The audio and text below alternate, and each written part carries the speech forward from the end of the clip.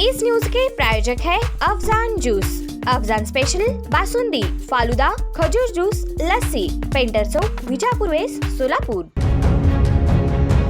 सोलापूर शहरातील मिलिंदनगर येथे चौघांनी तरुणावर कोणत्या तरी हत्याराने वार करून जखमी केल्याप्रकरणी चौघांवर फौजदार चावडी पोलीस ठाण्यात गुन्हा दाखल करण्यात आला आहे। याबाबत नागसेन सुनील अबुटे वय 36 राहणार मिलिंदनगर बुधवारपेठ सोलापूर यांच्या फिर्यादीवरून गगन तळमोहिते, सोमनाथ भालेराव, क्रिश शेंडगे, अथर्व तळमोहिते सर्व राहणार बुधवारपेठ सोलापूर यांच्या विरुद्ध गुन्हा दाखल करण्यात आला आहे।